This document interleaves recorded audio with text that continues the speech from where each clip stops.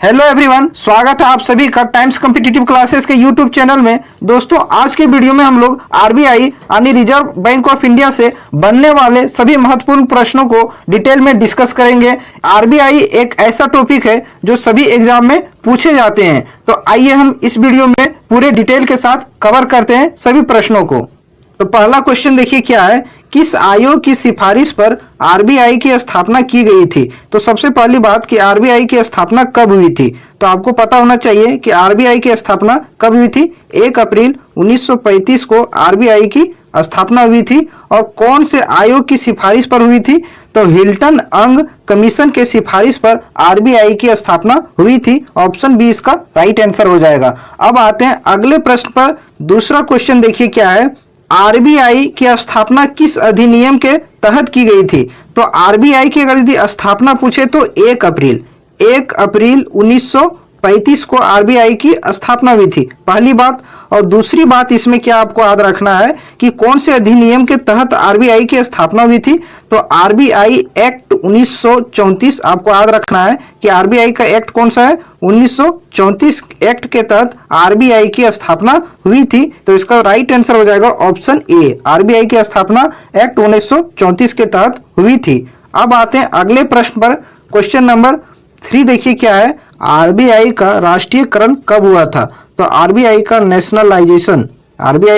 Nationalisation कब हुआ था। तो आपको ये पता होना चाहिए कि भारत सरकार से कब इसको वैधानिक मान्यता प्राप्त हुई। तो 1 जनवरी, ये डेट बहुत ही इंपॉर्टेंट है क्योंकि इससे एग्जाम में क्वेश्चन पूछा गया है कि आरबीआई का राष्ट्रीयकरण कब हुआ था। तो 1 जनवरी 1949 को आरबीआई का राष्ट्रीयकरण हुआ था। तो इस क्वेश्चन का सही आंसर हो जाएगा ऑप्शन बी, 1 जनवरी 1949। अगले प्रश्न पर आते हैं। अगला क्वेश्चन देखिए, क्वेश्चन नंबर 4 क्या है, आरबीआई की स्थापना के समय कितनी अधिकृत पूंजी केंद्रीय बैंक के पास थी। तो जिस समय आरबीआई की स्थापना हुई थी उस समय आरबीआई का ऑथोराइज्ड कैपिटल मींस उसको बोलते हैं अधिकृत पूंजी कितनी थी, 5 करोड़ आरबीआई की अधिकृत पूंजी थी। तो ऑप्शन ए इस क्वेश्चन का राइट आंसर हो जाएगा कि जिस समय आरबीआई की स्थापना हुई थी उस समय आरबीआई की ऑथोराइज्ड कैपिटल यानी कि अधिकृत पूंजी कितनी थी, तो 5 करोड़ थी। ऑप्शन ये इसका सही जवाब हो जाएगा। एग्जाम में सवाल यहां से भी पूछे जाते हैं, तो इन सभी बातों को आपको पता होना चाहिए। अब आते हैं अगले प्रश्न पर। क्वेश्चन नंबर 5 देखिए क्या है, प्रारंभ में आरबीआई का मुख्यालय कहां स्थापित किया गया था। तो सबसे पहली बात, जब आरबीआई की स्थापना हुई थी 1 अप्रैल 1935 को, उस समय आरबीआई की मुख्यालय कहां था। तो उस समय की बात करें तो उस समय आरबीआई का मुख्यालय कहां था, कोलकाता में था। तो आपको ये बात पता होना चाहिए, जिस समय आरबीआई की स्थापना हुई थी उस समय आरबीआई का मुख्यालय कहां था, कोलकाता में था। ये पहला क्वेश्चन आपको ध्यान में रखना है। और वर्तमान में इसका मुख्यालय जो है वो कहां है, मुंबई में। वर्तमान में इसका मुख्यालय कहां है, मुंबई में। तो इस क्वेश्चन में पूछा क्या गया है कि जिस समय आरबीआई की स्थापना हुई थी उस समय उसका मुख्यालय कहां था, तो कोलकाता में था। ऑप्शन ये इसका सही जवाब हो जाएगा। तो इन सभी पॉइंट को आपको पता होना चाहिए। अब आते हैं अगले प्रश्न पर। क्वेश्चन नंबर 6 देखिए क्या है, आरबीआई की कितनी शाखाएं हैं। ब्रांच इसको नहीं कह सकते, इसको क्या बोल सकते हैं, सब ऑफिस। आरबीआई का कितना सब ऑफिस है, तो ये भी पॉइंट पूछा जाता है एग्जाम में। तो आरबीआई की वर्तमान में 4 सब ऑफिस हैं और वो कौन कौन से हैं ये भी आपको पता होना चाहिए। तो पहला आपका हो गया क्या, मुंबई। पहला कहाँ सब ऑफिस है आरबीआई का, मुंबई में। दूसरा कहाँ है, तो दूसरा आपका है हो गया कहाँ, कोलकाता में हो गया। और तीसरा कहाँ है, तीसरा भी आपको पता होना चाहिए, तीसरा आपका हो गया कहाँ, दिल्ली में। और चौथा आपका कहाँ हो जाएगा, चेन्नई में। ये 4 सब ऑफिस हैं आरबीआई के जो अलग अलग शहरों में लोकेटेड हैं। तो इस प्रश्न का सही जवाब हो जाएगा 4, ऑप्शन बी। अगले प्रश्न पर आते हैं। क्वेश्चन नंबर 7 देखिए क्या है, रिजर्व बैंक की लेखा अवधि क्या है। तो आरबीआई की लेखा अवधि इस क्वेश्चन में आपको पूछा गया है कि आरबीआई की लेखा अवधि क्या होती है। तो आपको याद रखना है 1 अगस्त से 31 जुलाई तक आरबीआई की लेखा अवधि होती है। पहला क्वेश्चन कि आरबीआई की लेखा अवधि बोले तो आपको क्या लगाना है, 1 अगस्त से 31 जुलाई तक। एक और इसमें प्रश्न पूछा जाता है कि भारत का वित्तीय वर्ष क्या है। इसको भी आपको याद रखना है कि वित्तीय वर्ष अगर पूछे तो भारत का वित्तीय वर्ष क्या है। तो 1 अप्रैल से, आपको ये भी पता होना चाहिए, 1 अप्रैल से 31 मार्च तक भारत का वित्तीय वर्ष की अवधि है। तो ये दोनों क्वेश्चन क्या है, डिफरेंट है। आपको पता होना चाहिए कि आरबीआई की अगर लेखा अवधि बोले तो 1 अगस्त से 31 जुलाई तक के बीच में, और भारत का वित्तीय वर्ष जब पूछे तो 1 अप्रैल से 31 मार्च के बीच में होता है। तो ये दोनों प्रश्न आपको क्लियर होने चाहिए। अब आते हैं अगले प्रश्न पर। क्वेश्चन नंबर 8 देखिए क्या है, आरबीआई के प्रथम गवर्नर कौन थे? तो आरबीआई के प्रथम गवर्नर ऑसबोर्न स्मिथ थे, जिसका कार्यकाल कब से कब रहा था, 1935 से, जिस समय आरबीआई की स्थापना हुई थी 1935 से 1937 के बीच में ऑसबोर्न स्मिथ का कार्यकाल रहा था, और ये पहले आरबीआई के गवर्नर थे। ये भी आपको पता होना चाहिए कार्यकाल के साथ। अब आते हैं अगले प्रश्न पर। अगला क्वेश्चन देखिए क्या है, आरबीआई के प्रथम भारतीय गवर्नर कौन थे? तो देखिए इस तरह का क्वेश्चन एग्जाम में बार बार पूछा जाता है, तो आपको ये दोनों बातें पता होनी चाहिए। क्या? पहली बात कि आरबीआई के प्रथम गवर्नर कौन थे और आरबीआई के प्रथम भारतीय गवर्नर कौन थे। तो आरबीआई के प्रथम भारतीय गवर्नर बोले तो आपको लगाना है सीडी देशमुख, और आरबीआई के प्रथम गवर्नर जो थे वो ऑसबोर्न स्मिथ थे। इन दोनों बातों को आपको अच्छे से मालूम होना चाहिए। अब सीडी देशमुख की कार्यकाल की बात करें तो इसका कार्यकाल 1943 से, कब, 1943 से 1949 के बीच में इसका कार्यकाल रहा था। ये भी आपको पता होना चाहिए। आरबीआई के प्रथम भारतीय गवर्नर थे ये। अब आते हैं अगले प्रश्न पर। क्वेश्चन नंबर 10 देखिए क्या है, आरबीआई की पहली महिला उप गवर्नर, जिसको बोलते हैं डिप्टी गवर्नर, कौन थी? तो आरबीआई की पहली महिला उप गवर्नर कौन बनी है? केजे उदेसी बनी है। ऑप्शन ये इसका राइट आंसर हो जाएगा। और इसकी कार्यकाल की बात करें तो इसने 2003 में, कब, 2003 में पद ग्रहण किया था। पदभार इसने कब संभाला था? 2003 में केजे उदेसी ने आरबीआई के डिप्टी गवर्नर के रूप में चयनित हुई थी। तो ये आपको पता होना चाहिए। अच्छा क्वेश्चन है। अब आते हैं अगले प्रश्न पर। अगला क्वेश्चन देखिए, क्वेश्चन नंबर 11 क्या है, भारतीय रिजर्व बैंक में कितने उप गवर्नर, जिसको डिप्टी गवर्नर बोलते हैं, होते हैं? तो आरबीआई की बात करें, आरबीआई में सबसे पहली बात कितने डिप्टी गवर्नर होते हैं? 4 डिप्टी गवर्नर होते हैं। डिप्टी गवर्नर कितना होते हैं? 4 होते हैं। और एक होता है आपका क्या, गवर्नर। एक क्या होता है? गवर्नर। ये दोनों बातें आपको पता होनी चाहिए। तो इस क्वेश्चन का सही आंसर हो जाएगा ऑप्शन सी, 4 डिप्टी गवर्नर होते हैं। अब आते हैं अगले प्रश्न पर। क्वेश्चन नंबर 12 देखिए क्या है, भारतीय रिजर्व बैंक के एकमात्र गवर्नर कौन है जो देश के प्रधानमंत्री भी बने हैं? तो आरबीआई के एकमात्र ऐसे गवर्नर, अच्छा क्वेश्चन है, बहुत इंपॉर्टेंट क्वेश्चन है कि आरबीआई के एकमात्र ऐसे गवर्नर जो गवर्नर भी रहे हैं और भारत के प्रधानमंत्री भी बने हैं, तो वो कौन है? तो आपको याद रखना है, डॉक्टर मनमोहन सिंह जो है वो आरबीआई के गवर्नर भी रह चुके हैं और भारत के प्रधानमंत्री भी बने हैं, और ये भारत के 13वें प्रधानमंत्री बने थे। आप ये भी आपको पता होनी चाहिए। अब आते हैं अगले प्रश्न पर। अगला क्वेश्चन देखिए, क्वेश्चन नंबर 13 क्या है, 1 रुपये के नोट पर किसका हस्ताक्षर होता है? तो 1 रुपये का जो नोट होता है, 1 रुपये का नोट, उस पर किसका साइन होता है? तो उस पर वो साइन होता है वित्त सचिव का साइन होता है। आपको ये पता होना चाहिए। एक क्वेश्चन बार बार एग्जाम में पूछा जाता है कि 1 रुपये के नोट पर किसका साइन होता है? तो फाइनेंस सेक्रेटरी का साइन होता है 1 रुपये के नोट पर, और बाकी बात जितने भी नोट हैं उस सभी पर आरबीआई के गवर्नर के साइन होते हैं। ये भी आपको पता होना चाहिए। तो इस क्वेश्चन का सही जवाब हो जाएगा क्या, वित्त सचिव का 1 रुपये पर साइन होता है। अब आते हैं अगले प्रश्न पर। अगला क्वेश्चन देखिए क्या है, क्वेश्चन नंबर 14, रुपये के चिन्ह जिसका रुपये के चिन्ह की रचना किसने की थी? तो रुपये का चिन्ह, भारतीय रुपये का चिन्ह क्या है? ऐसे है, भारतीय रुपये का चिन्ह ये है। तो इसकी रचना किसके द्वारा किया गया था? तो उदय कुमार द्वारा इसकी रचना किया गया था। और कब किया गया था? इसको भारत सरकार ने कब अपनाया था? 2010 में। ये भी आपको पता होना चाहिए। यहाँ से भी एग्जाम में प्रश्न पूछे गए हैं कि जो रुपये का साइन है वो किसने डिजाइन किया था? तो उदय कुमार ने डिजाइन किया था। और उसको कब अपनाया गया था? 2010 में अपनाया गया था। तो इसका सही जवाब हो जाएगा ऑप्शन ए।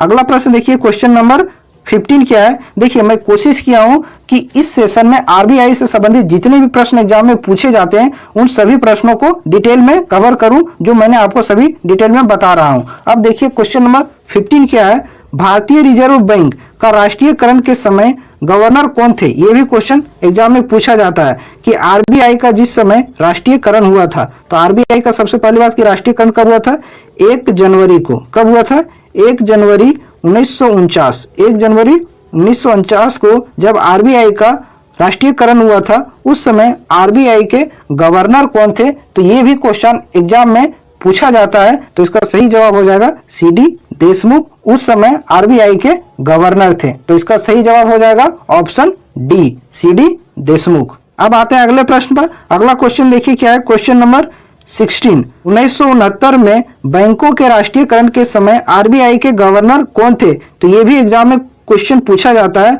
कि जब कब 1969 में सबसे पहली बात कि आपको पता होनी चाहिए कि 14 बड़े बैंकों का राष्ट्रीयकरण हुआ था। कितने बैंकों का, 14 बड़े बैंकों का नेशनलाइजेशन हुआ था। उस समय की बात कर रहा है कि उस समय आरबीआई के गवर्नर कौन थे, तो एल के झा उस समय आरबीआई के गवर्नर थे। ऑप्शन ये इसका सही जवाब हो जाएगा।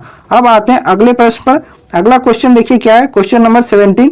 भारत में सिक्कों की ढलाई का काम कौन करता है, तो सबसे पहली बात कि भारत में सिक्कों की ढलाई का काम कौन करता है, तो जो ये सिक्के होते हैं और 1 रुपया का नोट, 1 रुपये का नोट, ये दोनों की ढलाई और छपाई कौन करता है, वित्त मंत्रालय करता है। आपको ये बात पता होना चाहिए कि सिक्कों का ढलाई और 1 रुपये की नोट की छपाई कौन करता है, वित्त मंत्रालय द्वारा किया जाता है। और बाकी जितने भी नोट होते हैं वो सब कौन करता है, आरबीआई करता है। तो ये भी आपको पता होना चाहिए। तो इस प्रश्न का सही जवाब आपका क्या हो जाएगा, वित्त मंत्रालय जो है वो सिक्कों की ढलाई का काम करता है। अब आते हैं अगले प्रश्न पर। अगला क्वेश्चन देखिए, क्वेश्चन नंबर 18 क्या है, आरबीआई के लोगों में कौन पेड़ का चित्र अंकित है, तो सबसे पहली बात आपको आरबीआई का चित्र दिख रहा होगा, उसमें एक तो दिख रहा होगा आपको टाइगर, वो उसका नाम क्या है, रॉयल बंगाल टाइगर। क्या नाम है, रॉयल बंगाल टाइगर उसका नाम है। और दूसरी बात, उसमें जो पेड़ आपको दिख रहा होगा वो कौन सा पेड़ है,